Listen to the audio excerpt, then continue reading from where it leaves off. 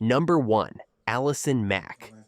She was once known as the girl next door of primetime television, a rising star with a loyal fan base and a bright future. But Allison Mack's story took a turn that few could have imagined. The actress who played a supportive best friend on screen became infamous in real life for her role in one of the most disturbing cult scandals in recent U.S. history. Allison Mack was born in Germany in 1982, while her father was stationed abroad with the U.S. Army. The family soon moved back to California, and by her teens, she was already acting in commercials and television shows. Her breakthrough came in 2001 when she was cast as Chloe Sullivan on Smallville, a long-running series about the early years of Superman. Fans adored her portrayal of the witty, loyal friend who always had Clark Kent's back. For 10 seasons, she was a central part of the show, and many assumed she would easily transition into bigger roles in Hollywood. Off-screen, Mack's life appeared just as promising. She was active in charity work, gave interviews about the importance of female empowerment, and spoke with warmth about her fans. To the outside world, she seemed like the kind of actress who would stay in the industry for decades. But underneath, another story was taking shape. One tied to a self-help organization called NXIVM. Mack first attended NXIVM workshops around 2006. Marketed as leadership training, the group promised to unlock potential and teach self-discipline. It was led by Keith Raniere, a charismatic figure who presented himself as a brilliant thinker. Over time, Mack became more deeply involved, climbing the ranks and earning Raniere's trust. By the early 2000s, she wasn't just a participant, she was part of his inner circle. What began as self-improvement seminars soon revealed a darker side. NXIVM was accused of operating as a cult that manipulated followers, drained their finances, and created secret subgroups where women were coerced into submission.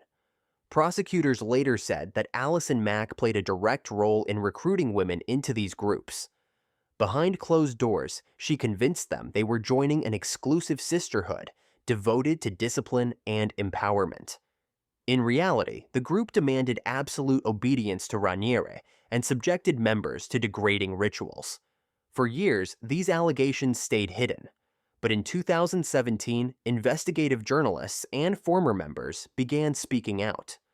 Articles in major newspapers exposed the inner workings of NXIVM, and suddenly, Allison Mack's name was appearing not in entertainment magazines, but in crime reports. The revelations shocked fans who had grown up watching her on television. How could the friendly character from Smallville be tied to something so sinister? Federal authorities moved quickly. In April 2018, Allison Mack was arrested at her home in Brooklyn, New York. She was charged with racketeering, conspiracy, and acts tied to forced labor. The indictment alleged that she was not just a follower, but an active recruiter who helped expand Raniere's control. Images of Mack leaving court in handcuffs were splashed across headlines, cementing her downfall. The legal process dragged on for years, with twists that kept the case in the news. Initially, Mack pleaded not guilty, but as the trial of Keith Raniere approached, she changed her position. In April 2019, she pleaded guilty to racketeering and racketeering conspiracy, admitting in court that she had manipulated women into joining NXIVM's secret circle. Her tearful statement of remorse was widely reported, though many questioned whether it came from genuine regret or from a strategy to reduce her sentence. When sentencing finally came in June 2021, Allison Mack faced the possibility of decades behind bars. Prosecutors acknowledged that she had cooperated against Raniere, but they stressed the seriousness of her role. Victims testified about the psychological damage they suffered and how they felt betrayed by Mack, who had been their recruiter and guide.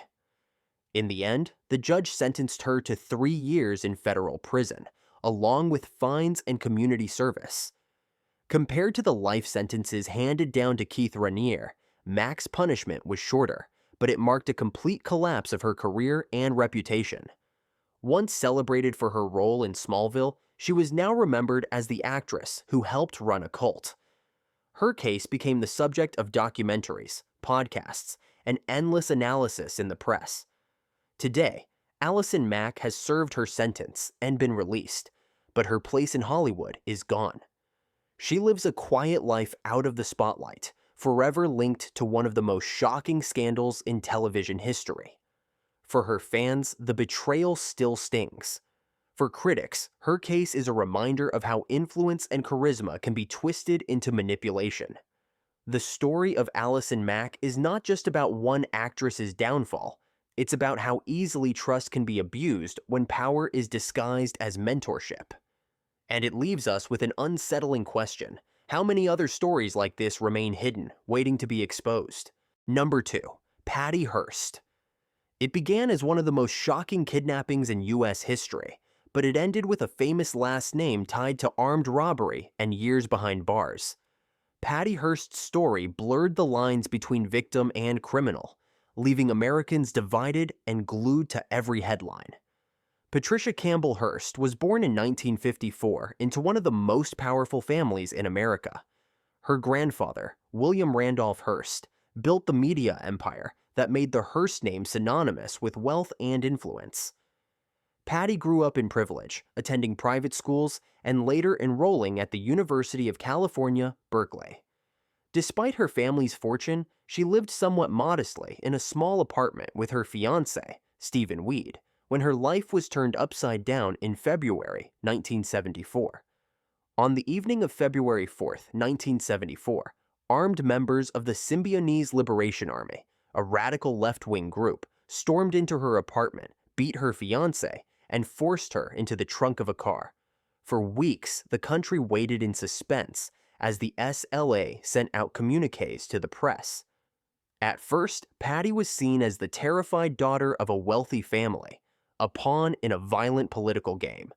But as time went on, the story took a twist no one expected. Just 2 months later, security cameras captured Patty in a very different role. On April 15, 1974, she was seen holding a gun and helping SLA members rob a bank in San Francisco. The images shocked the nation. Was she a willing participant, or had she been brainwashed? The debate raged on, with experts weighing in about the possibility of Stockholm Syndrome, a term used to describe hostages who sympathize with their captors. For more than a year, Patty lived as Tanya, her SLA alias, participating in the group's activities. The SLA engaged in robberies, shootouts, and bombings, becoming one of the most notorious domestic terrorist groups of the era. Meanwhile, the Hearst family used their media influence and fortune to plead for her safe return. The contrast between Patty's background and her new identity kept her in the headlines nearly every day. The law eventually caught up with her. In September 1975, Patty was arrested in San Francisco. Federal agents found her armed, and she was taken into custody after more than a year on the run. Her trial became one of the most highly publicized in American history. Prosecutors argued that she had willingly joined the SLA, pointing to her involvement in the bank robbery and other crimes. The defense countered that she had been brainwashed and acted under extreme duress, pointing to the brutality of her initial abduction and months of isolation. The trial gripped the nation. Every detail was dissected, from Patty's time in captivity to her life on the run. The jury ultimately sided with the prosecution. In 1976, she was convicted of armed bank robbery and sentenced to 35 years in federal prison. For many, it was a shocking outcome. Some saw her as a dangerous criminal. Others believed she was a victim punished for surviving. Public opinion remained split, but the legal process moved forward. Later that year, her sentence was reduced to 7 years, though she still faced years behind bars. Patty served 22 months before President Jimmy Carter commuted her sentence in 1979, citing the extraordinary circumstances of her case. Decades later, in 2001, President Bill Clinton granted her a full pardon, effectively clearing her record. Even with her freedom, Patty's story continued to fascinate the public. She later wrote memoirs, gave interviews, and even appeared in small acting roles in films directed by John Waters. But the question of how much she was a victim versus a willing participant has never been fully settled. The case of Patty Hearst remains one of the most famous examples of the blurred lines between innocence and guilt. Was she a frightened young woman broken by her captors, or did she find a sense of purpose in rebellion against her privileged upbringing? Courts delivered one answer, but public debate has kept the other alive for decades. Today, Patty Hearst lives a quiet life out of the spotlight, but her name still sparks controversy. Her case changed the way America looked at kidnapping, coercion, and personal responsibility. It showed how even someone born into immense privilege could become entangled in violence, crime, and punishment. And it left behind an enduring mystery. Was Patty Hearst simply a victim of circumstance, or did she cross a line that could never be undone? Number 3. Jen Shah. She built her brand on luxury, drama, and a glamorous life showcased on reality television. But behind the designer clothes and the fiery personality, Jen Shah was hiding a massive criminal enterprise. When the truth came out, it wasn't a scripted twist. It was a federal indictment that landed her in prison for years. Jen Shah was born in 1973 in Salt Lake City, Utah. She was of Hawaiian and Tongan descent and grew up in a large, close-knit family. After college, she married Sheriff Shah, a football coach at the University of Utah. Together, they raised 2 sons, and for years, Jen focused on family life. But when reality television came calling, her world expanded into fame and attention she had never experienced before. In 2020, Jen Shah joined the cast of The Real Housewives of Salt Lake City. She quickly became one of the most talked about personalities on the show. Known for her extravagant wardrobe, lavish parties, and heated arguments, she fit perfectly into the drama-driven format that made the Housewives franchise a cultural phenomenon. Viewers tuned in not just to see her lifestyle, but also the spark she created with her castmates. On screen, she was sharp, unpredictable, and entertaining. But behind the Bravo cameras, Jen Shah was involved in something very different. According to federal prosecutors, Shah had spent nearly a decade orchestrating a massive telemarketing scheme. Alongside business partners, she targeted thousands of victims across the United States, many of them elderly. The scam involved selling fake services, promising people they could build online businesses and achieve financial independence.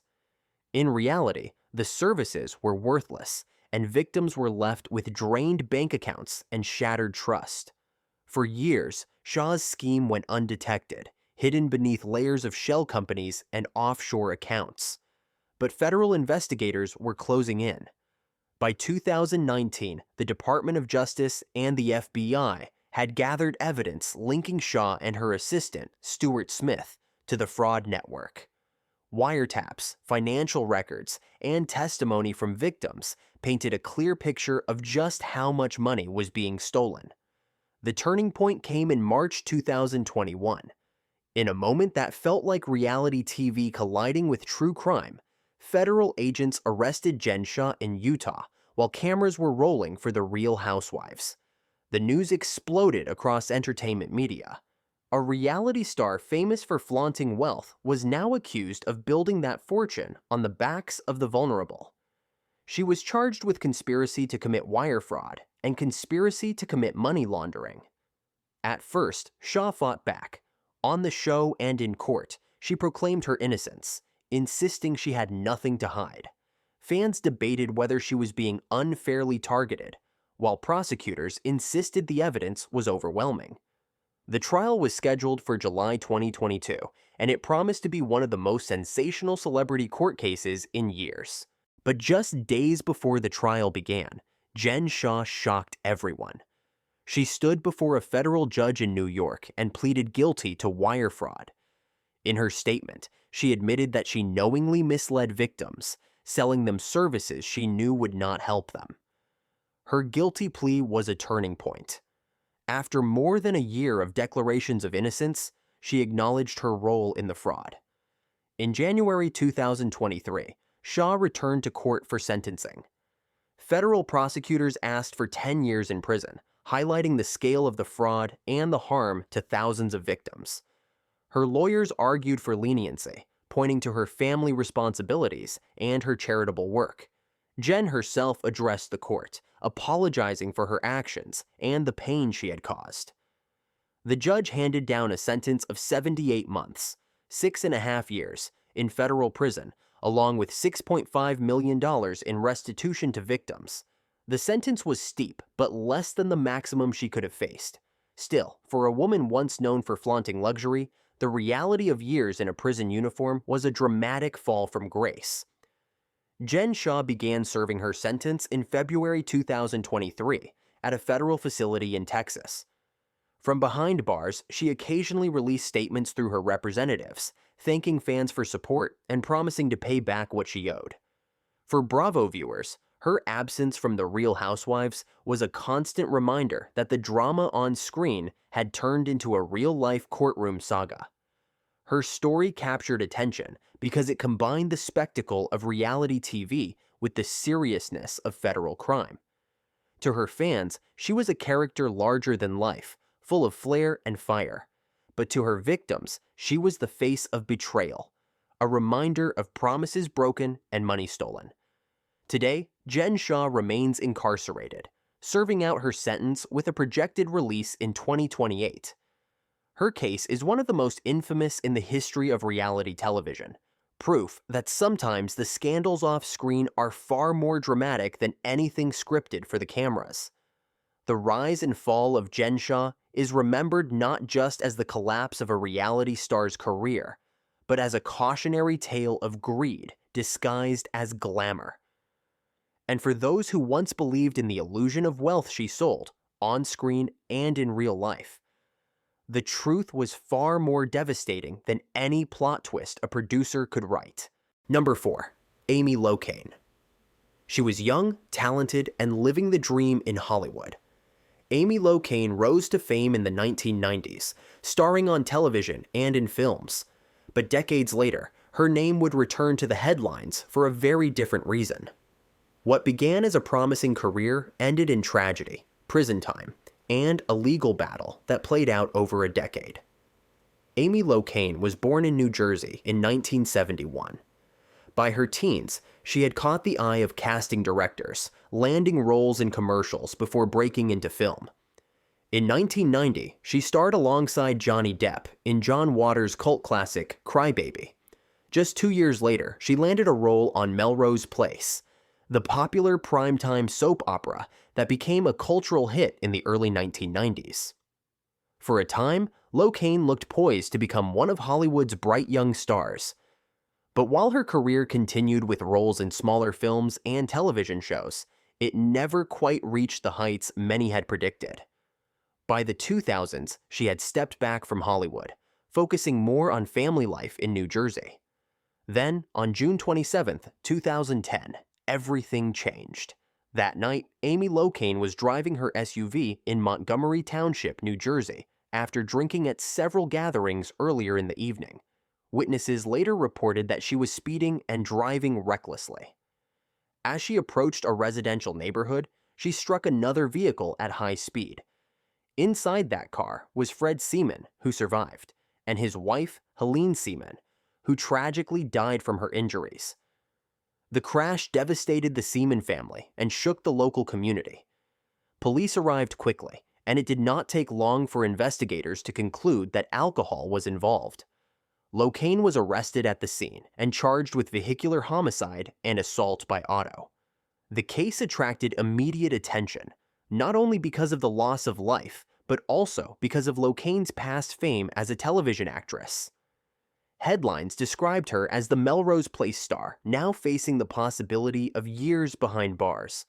The legal process was long and complicated. At her trial in 2012, prosecutors argued that Locane had consumed multiple drinks, driven recklessly, and shown disregard for the safety of others. The defense countered that she had not intended harm and pointed to her efforts to raise her young children. In the end, the jury convicted her of second-degree vehicular homicide and assault by auto. In 2013, a judge sentenced Locane to 3 years in prison. The sentence drew sharp criticism, especially from the Seaman family, who believed it was far too lenient given the seriousness of the crime. Prosecutors appealed the decision, arguing that the punishment did not fit the severity of the offense. This began a years-long legal back and forth. Courts repeatedly reviewed the sentence, with higher courts instructing trial judges to reconsider. Each time, the debate centered on whether Locane's status as a mother should mitigate her punishment, or whether justice for the Seaman family required a harsher outcome. The unusual back and forth kept the case in the media, sparking debate about celebrity treatment in the justice system. In September 2020, a decade after the crash, Locane was ordered back to prison. A New Jersey judge resentenced her to 8 years behind bars, requiring her to serve at least 6 before being eligible for parole. The decision stunned many, since she had already served part of her earlier sentence and spent years under supervision. Still, the court concluded that the original punishment had been too light and that accountability demanded a longer prison term. The Seaman family welcomed the ruling, stating that justice had finally been served. Helene's widower, Fred, expressed relief that the legal system had acknowledged the gravity of the crime. Locane's own family, however, described the repeated resentencing as unfair, noting that her children were again left without their mother. The unusual twists made the case one of the most closely watched legal sagas involving a former actress. Locane's imprisonment once again highlighted the devastating consequences of impaired driving. Her story became a cautionary tale, a reminder that one reckless decision can take a life, shatter families, and erase a career built over years. While many still remember her as the young actress in Crybaby or Melrose Place, her name is now more closely tied to the courtroom than to Hollywood. Today, Amy Locane remains incarcerated in New Jersey, serving her sentence. With parole eligibility set after 6 years, she is expected to complete most of her 8-year term unless granted early release. Her case continues to be cited in discussions about sentencing fairness, celebrity justice, and the responsibility of drivers to make safe choices. For fans who watched her rise in the 1990s, the contrast is striking. From red carpets and television stardom to a prison cell in her home state, Amy Locane's story is one of opportunity lost and consequences that cannot be undone. The Seaman family continues to honor Helene's memory, while Locane faces the reality that her life will never return to what it once was. The downfall of Amy Locane stands as a sobering reminder. Fame offers no shield from the law, and even those who once seemed untouchable can face the harshest consequences when tragedy strikes. Number 5. Felicia Snoop Pearson. Some actors build their characters out of imagination. Felicia Pearson built hers out of life experience. Known to millions as Snoop on HBO's The Wire, she played a cold, ruthless enforcer who quickly became one of the most memorable figures on the show. But what many viewers didn't realize was that Pearson's real story was just as dramatic. A life that began with violence, prison, and an early conviction for killing that she carried with her into stardom. Felicia Pearson was born in Baltimore in 1980. Her childhood was marked by instability from the very beginning. She was born prematurely, addicted to drugs, and placed into foster care. By the time she was a teenager, she had grown up in the middle of Baltimore's roughest neighborhoods, where violence and crime were part of daily life. Without a stable family or strong role models, Pearson struggled to find her place. That struggle would take her down a dangerous path. At just 14 years old, Pearson's life changed forever. In 1995, during a confrontation with another teenage girl, Pearson pulled out a gun and fired. The girl died, and Pearson was arrested and charged. Though she was only a child herself, the court treated the case as serious. She was convicted of second-degree killing and sentenced to 2 consecutive 8-year terms. Because of her age and good behavior, she ultimately served about 6.5 years before being released. For most teenagers, that would have ended any future before it began. But prison also became the place where Pearson began to turn her life around. Behind bars, she earned her GED and started reflecting on how she had ended up there. She also gained a reputation for toughness and survival skills that mirrored the character she would later portray on television.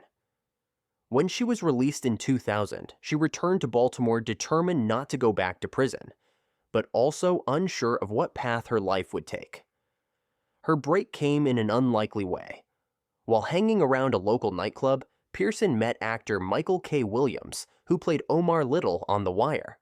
Williams saw something unique in her and introduced her to the show's producers. They gave her a chance, and soon she was cast as Snoop, a cold-blooded soldier in the Barksdale and Stanfield drug crews. On screen, she was unforgettable, stone-faced, calm, and chillingly casual about violence. Many critics called her one of the most realistic characters in the series. But the realism came with controversy.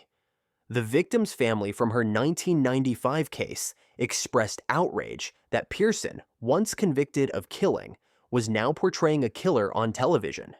To them, it felt like Hollywood was rewarding someone for her past.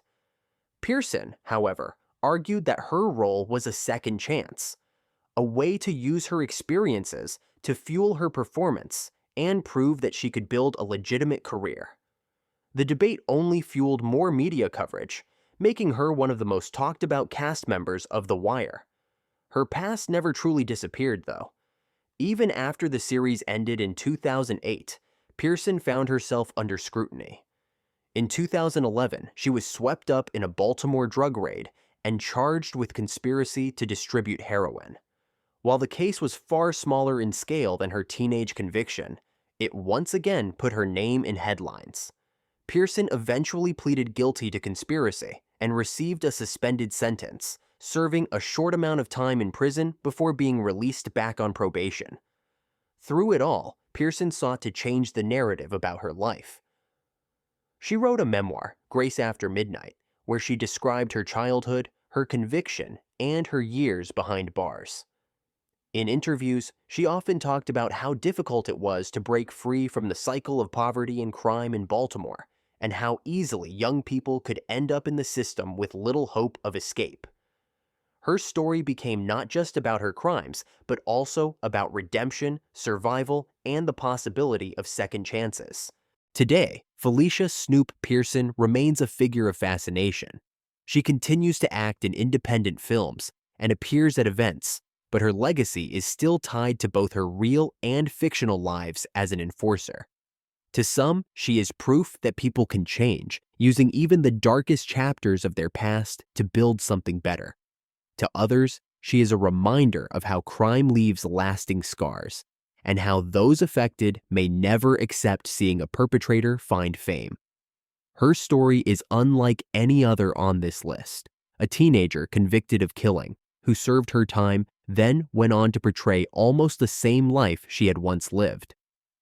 Felicia Pearson's rise and fall, and rise again, reveal the complicated intersection of crime, punishment, art, and reality.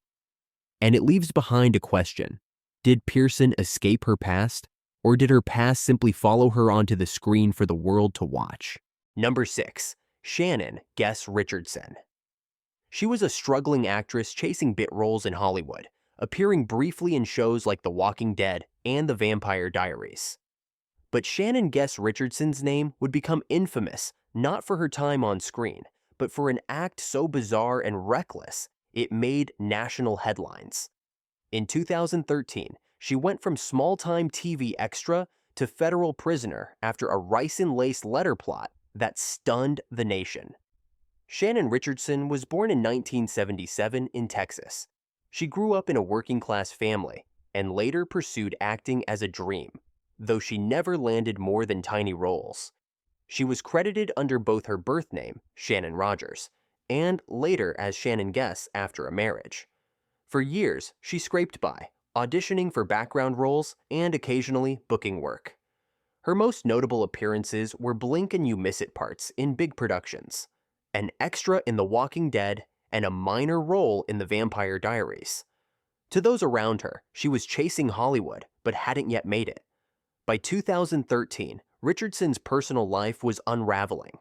She was in the middle of a crumbling marriage with her husband, Nathan Richardson. The two had disputes about custody and finances, and their relationship was strained beyond repair. But in June of that year, Shannon took a desperate step that shocked the country. She mailed letters laced with ricin, a deadly poison, addressed to President Barack Obama, New York Mayor Michael Bloomberg, and the head of a gun control advocacy group. The letters were explicit in their threats, warning the recipients that they would see what's in store if they pushed gun legislation.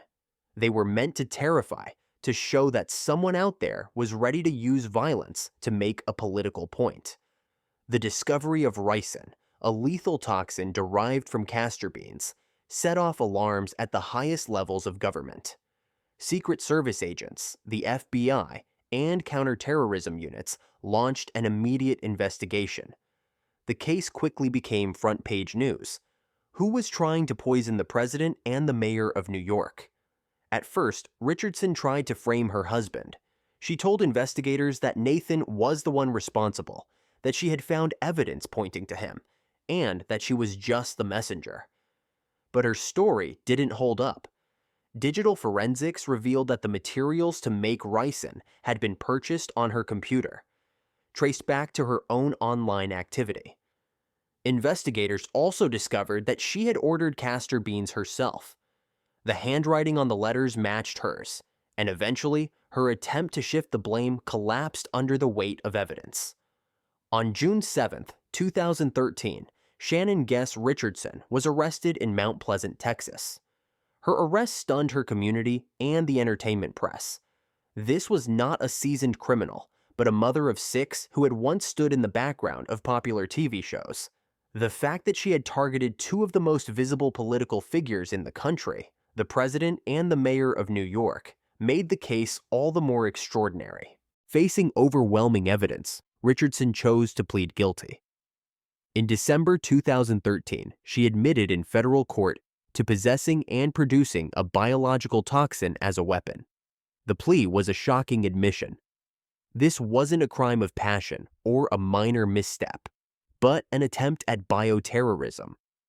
Prosecutors argued that even though the letters never harmed their intended targets, the intent itself was dangerous enough to warrant a severe punishment. In July 2014, the court handed down its verdict. Shannon Guess Richardson was sentenced to 18 years in federal prison with no possibility of parole, followed by 5 years of supervised release. She was also ordered to pay restitution for the resources spent investigating and responding to her actions. At the time of her sentencing, she broke down in tears, apologizing and insisting she had acted out of emotional turmoil. But for the government and the public, the sentence was a clear message. Threats against national leaders, especially using biological agents, would be met with the harshest consequences. The bizarre case fascinated the media because it combined elements that rarely intersect. A minor Hollywood actress, a collapsing marriage, and a plot involving one of the deadliest substances known to man. For many, it seemed almost surreal that someone who once walked through the background of a zombie TV series was now serving nearly 2 decades in prison for targeting the president. Today, Shannon Guess Richardson remains incarcerated in a federal prison. Her projected release date stretches far into the 2030s. Her children are being raised without her, and her acting career is permanently over. She is remembered not for her brief screen appearances, but for a reckless act that placed her among the ranks of domestic criminals who threatened the highest offices in the nation. Her case is often cited as an example of how personal turmoil, desperation, and poor judgment can spiral into something catastrophic. For Shannon, the attempt to frame her husband not only failed, but ensured that her name would forever be linked to one of the strangest and most shocking scandals involving a Hollywood actress. From background roles on television to an 18-year federal prison sentence, her story is a chilling reminder that sometimes the most extraordinary crimes come from the most unlikely people. Number 7. Betty Broderick. It was one of the most sensational cases of the late 1980s, a story that gripped America because it wasn't about strangers or mobsters, but about a suburban mother of 4. Betty Broderick was once the picture of an affluent California housewife, but years of marital breakdown, jealousy, and rage ended with a double killing that made her a household name and landed her behind bars for life. Betty Broderick was born Elizabeth Ann Bisheglia in 1947 in Brooklyn, New York, one of 6 children in a strict Catholic family. She grew up in a world where the expectation for women was clear: marry, raise children, and support your husband. Betty followed that path almost to the letter. In 1969, she married Daniel Broderick, a driven and ambitious medical student she met while attending college in New York. The couple soon relocated to California, where Daniel switched from medicine to law, eventually becoming a successful malpractice attorney in San Diego. By the early 1980s, the Brodericks were living a life of wealth and privilege. They owned a beautiful home in La Jolla, mingled with the upper class, and sent their children to private schools. To outsiders, they looked like the perfect family. Betty poured herself into raising their 4 kids while Daniel climbed to the top of his field, becoming president of the local bar association and earning millions. But beneath the polished exterior, cracks were forming. Daniel had hired a much younger assistant, Linda Kolkina, and by the mid-1980s, Betty suspected an affair. Her suspicions were confirmed when Daniel eventually left Betty for Linda, a move that shattered her world. The divorce battle that followed was bitter and drawn out, with Betty feeling increasingly humiliated and pushed aside. She accused Daniel of using his wealth and influence to manipulate the courts and limit her access to money and her children. Friends later described Betty as consumed by anger, unable to let go of the betrayal she felt. That anger boiled over in shocking ways. Betty vandalized Daniel's property, left furious and obscene messages on his answering machine, and even drove her car into his front door. Judges admonished her for her behavior, but she insisted she was the victim of a powerful man crushing her. By 1989, Daniel and Linda were preparing to marry, while Betty's life spiraled further out of control. On the morning of November 5th, 1989, Betty took her daughter's key, entered Daniel's house, and walked into the bedroom where Daniel and Linda were sleeping. She fired 5 shots from a revolver. Both Daniel and Linda were struck, and neither survived. Betty fled the scene, but turned herself in hours later. The killings shocked San Diego society and quickly became national news. How could a mother of 4 from an upper-class neighborhood commit such a crime? The trial was one of the most watched of its era, broadcast across television networks, and dissected in tabloids and newspapers. Prosecutors argued that Betty had planned the killings, motivated by jealousy and anger, and that Daniel and Linda were essentially executed in their bed.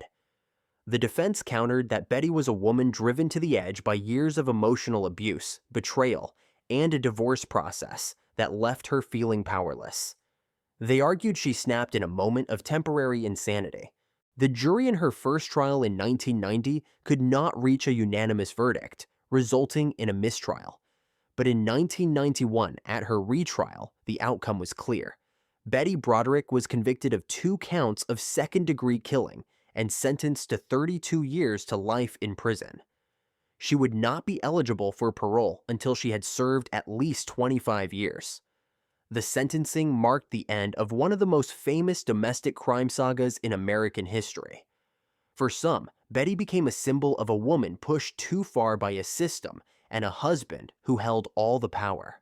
For others, she was simply a cold-blooded killer who refused to let go of her anger. The polarized reactions helped turn her into a cultural figure, inspiring books, documentaries, and even a season of the television series Dirty John, which dramatized her story. Today, Betty Broderick remains in prison in California, her parole requests repeatedly denied. Now in her 70s, she continues to argue that she was wronged, though the courts have shown little sympathy. Her children remain divided, with some publicly supporting her release, and others insisting she must remain behind bars. Betty's story is remembered not just because of the crime itself, but because it unfolded in the very heart of suburban privilege. It showed how anger, betrayal, and resentment can simmer behind even the most perfect facades. And when it boiled over in Betty's case, it destroyed not just 2 lives in that bedroom, but an entire family caught in the fallout. Her case still raises questions decades later. Was she a victim of emotional abuse and unfair power dynamics? Or was she simply unwilling to move on from a failed marriage? Whatever the interpretation, the result is the same. Betty Broderick, once a La Jolla socialite and mother of 4, will likely spend the rest of her life behind prison walls. Number 8. Amanda Perry Hayes. She once dreamed of making it in Hollywood, landing small roles in television and film. But Amanda Perry Hayes would become far more infamous for a crime that was as disturbing as it was tragic. In 2011, she and her husband, songwriter Grant Hayes, carried out the killing of his ex-girlfriend, and what followed shocked even seasoned investigators. Amanda Hayes was born in 1974 and grew up chasing creative passions. By her 20s and 30s, she had begun dipping into acting, appearing in minor roles on shows like The Sopranos, and even in films such as The Stepford Wives. These appearances were small, background-level parts, but they kept her connected to the entertainment industry she admired. By the late 2000s, she was living in North Carolina, married to Grant Hayes, a local musician who had made some name for himself as a songwriter. To neighbors and friends, Amanda and Grant seemed like a creative couple with a growing family. But behind closed doors, their relationship was marked by jealousy, control, and conflict.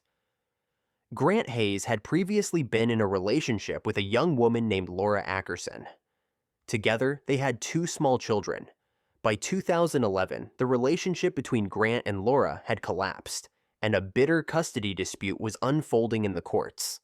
Amanda, who had married Grant, resented Laura and reportedly saw her as a constant obstacle in their lives. This resentment escalated into hatred. In July of that year, Amanda and Grant devised a plan to permanently remove Laura from their lives.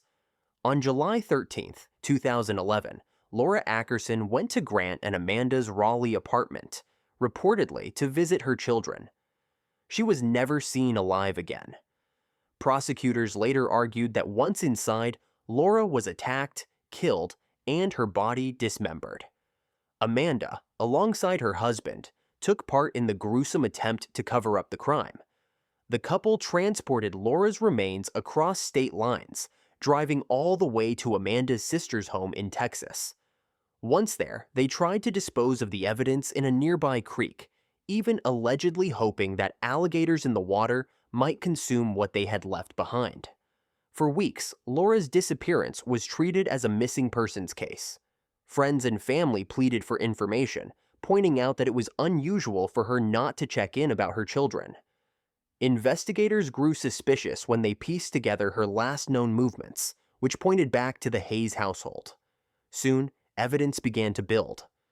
Phone records, witness statements, and inconsistencies in Amanda and Grant's accounts suggested something sinister had happened. The truth came out when investigators discovered human remains in the creek in Texas, tied directly back to Amanda and Grant Hayes. The discovery horrified the public, and the case quickly gained widespread media attention. Not only was this a brutal crime involving the killing of a mother, but it was also committed by a couple who had tried to present themselves as respectable parents. The involvement of Amanda, with her background in acting, added another layer of lurid detail for the tabloids, ensuring national coverage. The trial began in 2014, with Amanda and Grant facing charges of second-degree killing and related crimes, Prosecutors painted a chilling picture. Amanda and Grant had plotted together, lured Laura into a trap, and then gone to extraordinary lengths to cover it up. Amanda's defense argued that she had been manipulated by her husband, that Grant was the driving force, and that she was caught up in his control. But the evidence of her active participation in transporting and attempting to dispose of Laura's body was undeniable. The jury found Amanda Hayes guilty of second-degree killing.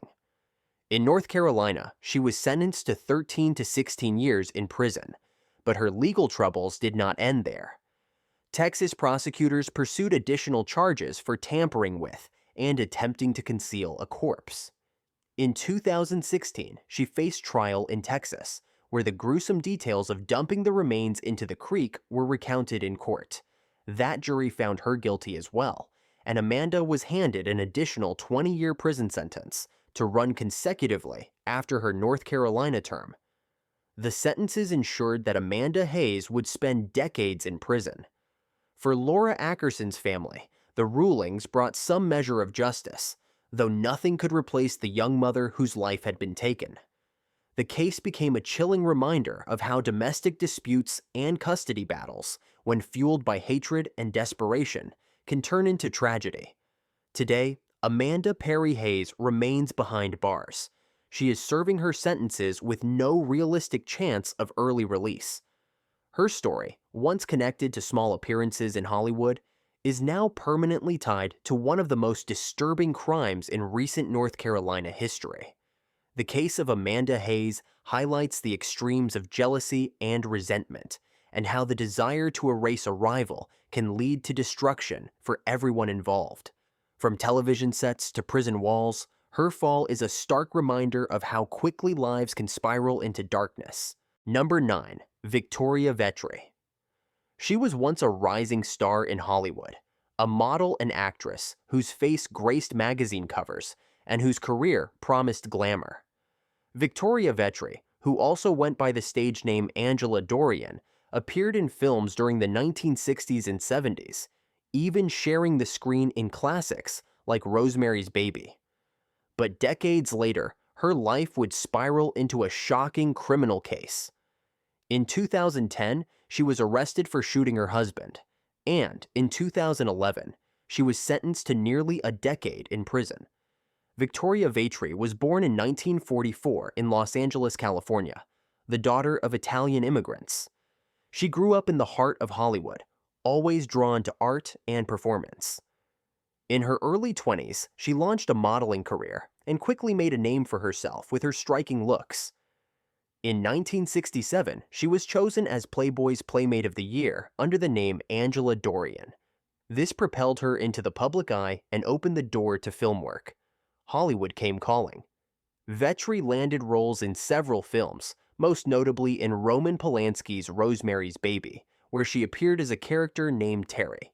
She also starred in the cult hit When Dinosaurs Ruled the Earth in 1970, solidifying her status as both a model and actress. But like many stars of that era, her career peaked quickly and faded almost as fast. By the mid-1970s, leading roles were no longer coming her way, and Vetri's once bright career dimmed.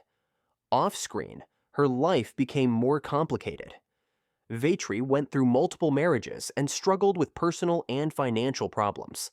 By the 2000s, she was living a quiet life in Los Angeles, largely out of the spotlight. But behind closed doors, tensions simmered in her relationship with her fourth husband, Bruce Rathgeb. Their marriage was marked by conflict, and neighbors later recalled loud arguments coming from their apartment. The turning point came on September 30th, 2010. That morning, police received a call reporting a domestic disturbance at Vetri's Hollywood home. When they arrived, they found Rathgeb shot in the chest. He survived the attack and told officers that his wife had pulled the trigger during an argument. The details shocked Hollywood. The former Playmate of the Year, an actress who once shared the screen with Hollywood legends, was now accused of attempted killing. Vetri was arrested on the spot and charged with attempted murder and inflicting great bodily injury. The case drew widespread media attention, not only because of her past fame, but also because of the bizarre fall from grace. Tabloids quickly resurfaced her glamorous photos from the 1960s, contrasting them with her mugshot, which showed a much older woman facing life behind bars. During her court hearings, prosecutors painted a grim picture. They argued that the shooting was intentional, the culmination of ongoing domestic disputes.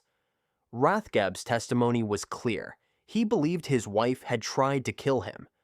The defense countered that Vetri had not meant to shoot him, claiming the gun went off accidentally during a heated argument.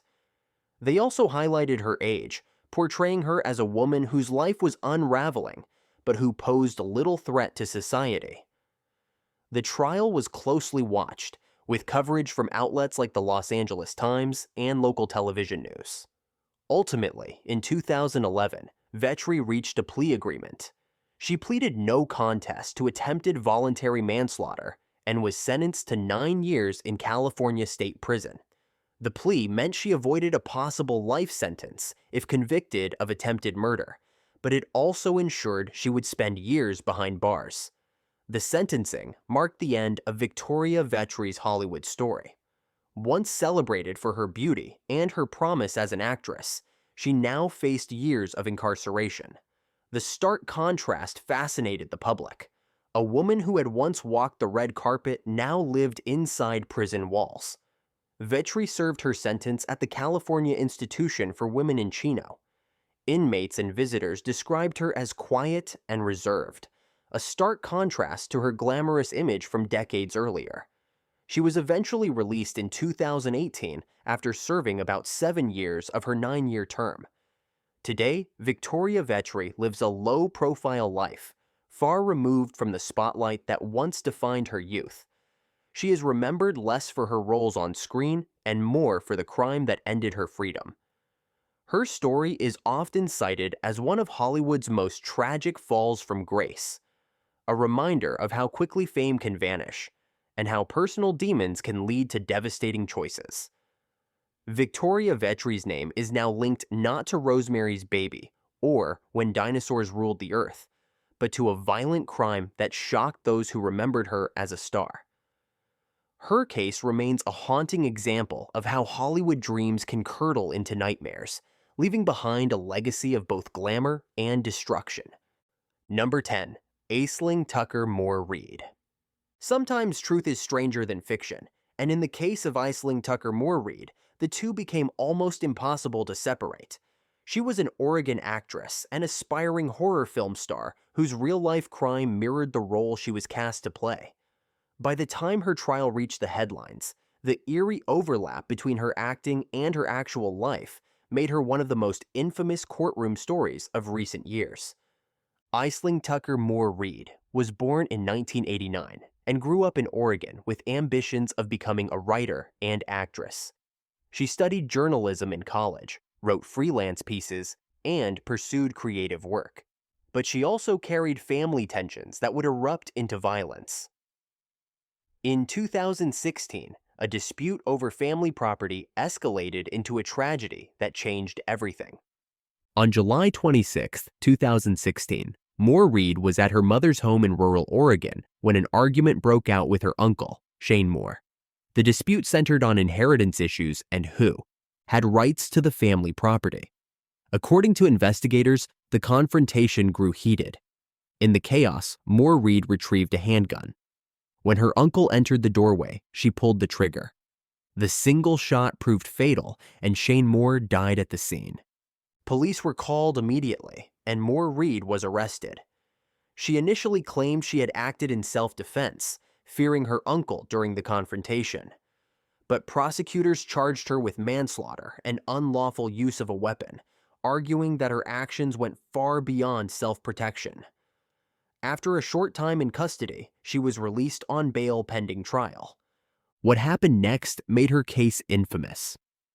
While awaiting trial for killing her uncle, Moore Reid auditioned for and was cast in a low-budget horror movie titled From the Dark. In the film, she played a woman who commits a brutal killing. The irony was chilling, a real-life defendant in a homicide case acting out the very crime she had been accused of. Filming went forward, and the project was completed even before her legal fate was decided. When the connection became public, headlines erupted. News outlets quickly branded it the horror film actress murder case, pointing out the unsettling parallels between her role and reality. Reporters covered not only the trial, but also the bizarre fact that the accused was simultaneously starring in a movie about the very kind of violence she had been charged with in real life. By 2019, as her trial loomed, prosecutors compiled witness testimony, forensic evidence, and statements from her own family members. They argued that the killing was not justified self-defense, but a reckless act fueled by anger and family conflict. Defense attorneys continued to insist she had felt threatened in the moment. The back and forth set the stage for one of Oregon's most closely watched trials in years. In January 2020, Moore Reed decided not to gamble on a jury verdict. She entered a guilty plea to first-degree manslaughter. In court, she admitted responsibility for her uncle's death, but again emphasized that she believed she had been in danger. The plea deal avoided the possibility of a much longer sentence, but it also cemented her status as a convicted felon. The judge handed down a sentence of 75 months in prison, just over 6 years. For the family of Shane Moore, it was a measure of justice, though his loss could never be undone. For Moore Reed, it was the end of both her acting ambitions and her freedom. The story, however, did not fade quietly. Media outlets across the country covered her sentencing, with the eerie overlap between her horror film and her real-life crime always highlighted. Clips from the Dark were replayed in news reports, emphasizing the uncanny parallel of an actress who played a killer while facing trial for a real killing. The unsettling coincidence captured the public imagination and made her case one of the strangest intersections of Hollywood and true crime. Today, Aisling Tucker Moore Reed is serving her sentence in Oregon. She will be eligible for release in the mid-2020s, but even once free, her life will never return to what it was, her acting. Career is finished, her reputation destroyed, and her name forever tied to the haunting story of fiction bleeding into reality. The horror film actress murder case remains a striking reminder of how quickly lives can unravel, and how the boundaries between art and real life can sometimes blur in ways that no one could have scripted. For viewers, it left an impression that was both tragic and deeply unsettling. From promising journalist and aspiring actress to a convicted killer behind bars, Aisling Tucker Moore Reed's story closes this chapter of actresses whose crimes shocked the nation. And it leaves behind one final question. When reality becomes indistinguishable from performance, can anyone truly separate the role from the person who plays it?